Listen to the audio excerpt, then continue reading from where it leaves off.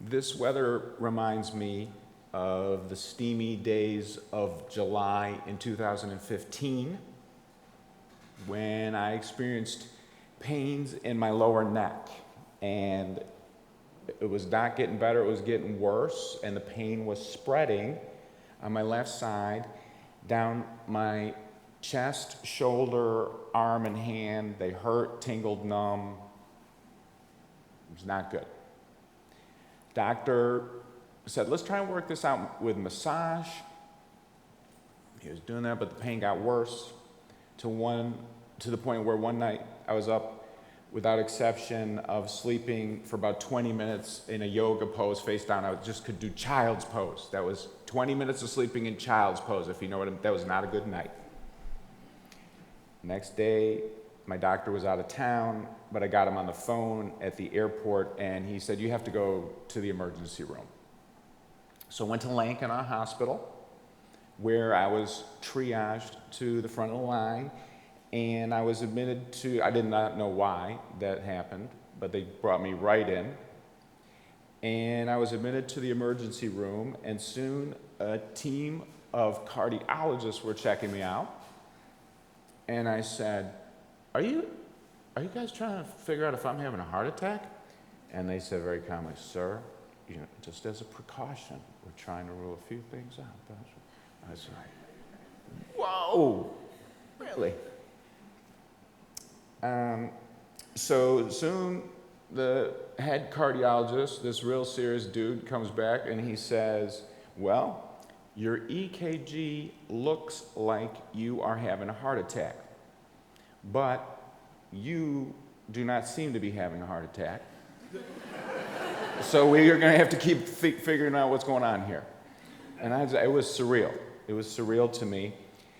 Now, part of it was that I wasn't in panic was my body. I was trying to listen to my body. My body did not tell me I was having a heart attack. My internal, I did not think I was having one. And one of my I was extremely grateful to be in Philadelphia in the year 2015. I literally was just thinking, oh my gosh, what if I was a peasant in China in the year 700? I'm so lucky to have all this equipment. But I said, Doc, he was about my age, so we just, chatted. I said, all these precautions, I'm very, very grateful. But I believe it's also true, I have a bulging disc in my neck. So is there also a chiropractor in this place? And could you give me some pain medicine? And he had to hold on the pain meds to run a few tests. That same day, I had plans to meet friends at the Delaware shore for one of my best friend's bachelor party. And so when the nurses did get around to starting on the pain meds, I explained that I had to leave the ER and get in my car and drive down the shore for a bachelor party. And they said, oh, no, not after these narcotics, you're not going to be able to drive for some time. I said, is it possible you have some pain medicine that is not a narcotics that is good for including people who are leaving here to drive to a bachelor's party? And they said, we look. And they did. It was great. I said, thank you. So I drove down to Patrick's bachelor's party weekend. I had to wear a horse collar. Turns out I did have a bulging disc, and that got worked out with therapy, did not need surgery. But the follow-up tests also indicated, the cardiologist called me and said that I have hypertrophic cardiomyopathy.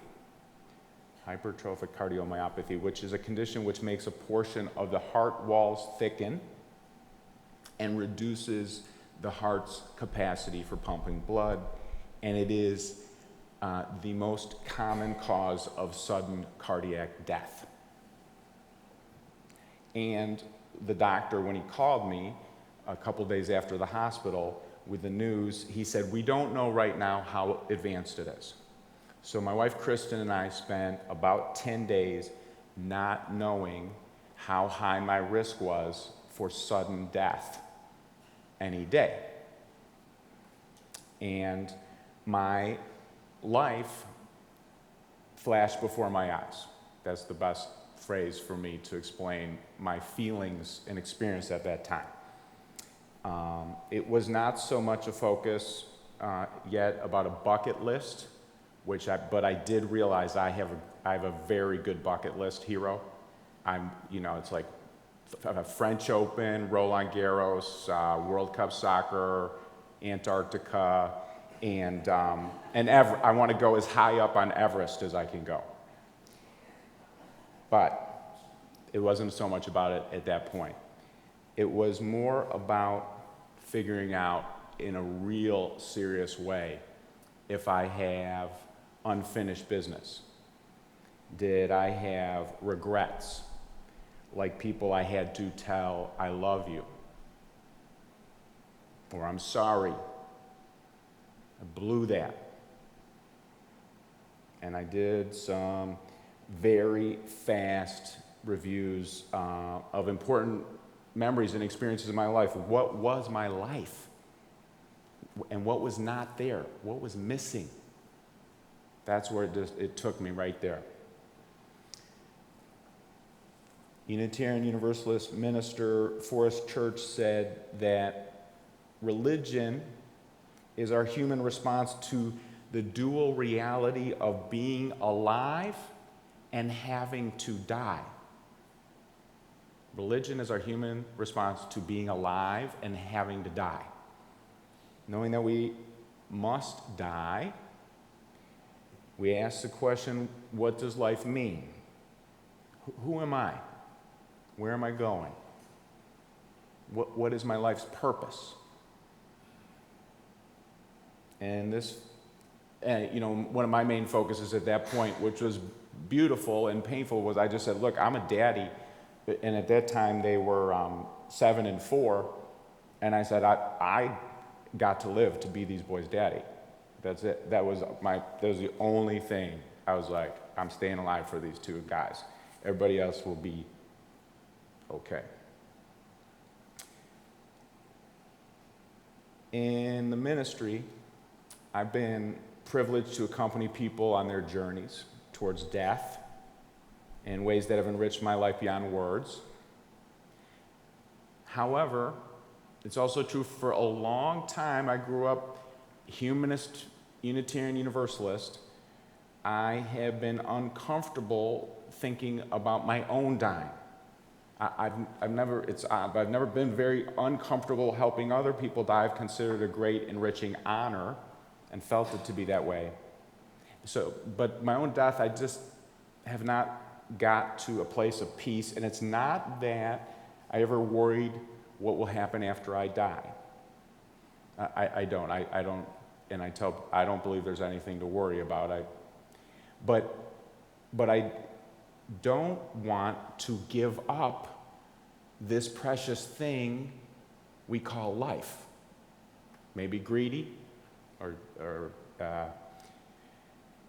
so many of us, I think, resonate with the thought that no matter how difficult the situation is, it's not less life we want, it's more. No matter how down you are sometimes, I bet a lot of us in the gut, it's not less life you want, it's more life. And many of us come to church because we need help in learning how to live our lives as we prepare for these cycles of death, love, and life. Others die, love and life, death. I think at the core, that's what a lot of us are here for. When he was in his mid-50s, Forrest Church learned that he had life-threatening cancer. He didn't make it to 60. He learned soon his cancer was going to beat him. And in that time, Forrest said that it isn't dying that requires courage. Rather, loving life requires valor. You need to be courageous to live and love. To live and love right now, because, as we know through the fire of experience, loving opens us to heartbreak. Loving's a gamble, and it can lead us to grieving and loss. If you love, you can lose. After My life flashed before my eyes. I was deeply moved. Realized that I didn't want to change anything of significance. That brought a lot of tears of gratitude. That's the best word I can have, but it brought a lot of tears. I found out my heart condition is not very advanced. I have a great heart team that keep me good, and I could have medicine, a pacemaker, or surgery. I don't need any of those, and the docs say that they believe I will die from something else someday, which is my plan. Didn't want or need any big changes, but I say, you know what? I'm pick up my tennis racket more than ever. Pick up my tennis racket a lot. I meditate more. And I focus. This is a big one for a lifetime UU coming out of the humanist social justice tradition. I focus less on being right and more on being kind. I try to say, Kent, come on, man. It's a little less important to be right. Be kind, man. Be kind to yourself and others, however you can. So I honestly feel I got that blessing that put things in perspective. And we know that we don't need a life-threatening situation to realize what's important. Life flashes before our eyes all the time. Brand new life, babies, new friendships, nature's wonder. Just honestly, think, how do we each get through this weekend of heat? Pay attention to yourself and others. How's somebody slowing down and getting through the heat, which is life-threatening, but it's miraculous to watch people get through the heat. In her novel, Gilead, Marilyn Robinson portrays an elderly Iowa Congregationalist minister writing a lengthy letter to his son, sharing some things he never took the time to say. The father writes, "Now that I'm about to leave this world, I realize there is nothing more astonishing than a human face. It has something to do with incarnation. You feel your obligation to a child when you hold it. Any human face is a claim on you because you can't help but understand the singularity of it, the courage, and the loneliness of it. I consider that to be one kind of vision as mystical as any," he wrote. I love that phrase. Any face can have a claim on you. Seeing a face at the library or the grocery store can have a claim on you. Life itself can have a claim on you. When we allow life to hold claim on us, we're more open to connect with the powerful truth that life is not a given, but it's a gift, which will be taken away. As Forrest came to deal with his cancer, he found no use in asking why did this happen to him, why he got the cancer in his 50s. He said the more helpful meditation became to reflect on how much of a miracle it was that he received the gift of life at all. And I think that's true for so many of us. How much of a miracle. Just can't think about this one too many times, people. I like this to be, from the Big Bang of the universe, the odds were against us. From the planet spending billions of years as molten liquid rock, then cooling off for enough cells with life to develop in the waters somehow, and then those cells of primordial sludge coming onto the land and evolving through an amazing form of animals, eventually to include human beings. That is a mystical vision. That is mind-boggling. The odds were always against Get a maybe you've got some statisticians in the room, but get a statistician friend as well to talk about this one. The odds were always against each and every one of us ever being here in the first place. For each of us going back through the ages to the point where a pair of ancestors mated at the exact right time in order to reproduce the next person who reproduced the next, all the way down the line to the amazing miracle that is you and you and you and you. It's awe-inspiring. It deserves attention. It deserves to open us up to what is very probably going to be a feeling of true awe. Wow. So whether a person thinks she has decades left to live or only a few short months, the fact that we're all going to die can challenge each and every one of us to adopt the best possible approach to living out the miracle that somehow we got. For many of us, this happens when you go to a friend's or loved one's memorial service. A lot of times we say, man, you know what I got coming home today? Love life, love others, and love myself with all my might, as if this might be my last day. And we can say that every day. It doesn't have to be for a loved one's funeral. It's a great motto, of course it's tough to live out sometimes.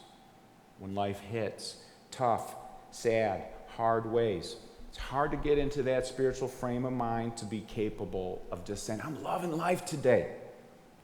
How do you love life when you're heartbroken, broken down heart, from whatever it is, yourself, your family, or the world? If you're swept up in so much busyness, including to make ends meet, you might say, some days I'm so busy I don't even remember my own name or know where my car keys are, let alone focus on gratitude. You might feel distressed, numbed out, pulled away from paying attention. And we know bad things happen to good people, suffering comes, but still, one of the reasons we come here is to give each other that energy to pull us back to focus on, where do I go from here? How do I focus on living life in a way worth dying for?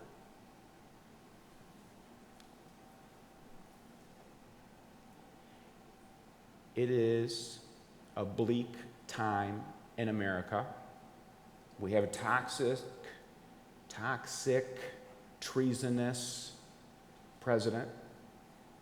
Folks at the economic bottom left in underserved schools, health care broken, rising sea levels. We got anxiety and depression in the groundwater, and people are dying of opioid overdoses all over our beloved city. How can we make a difference? Start by giving thanks and allowing the gratitude to energize us for giving back with all our might. We can be kind. Waste your heart on fear no more. Postpone your dreams no longer. Do at last what you came here for. Live the life that you would love.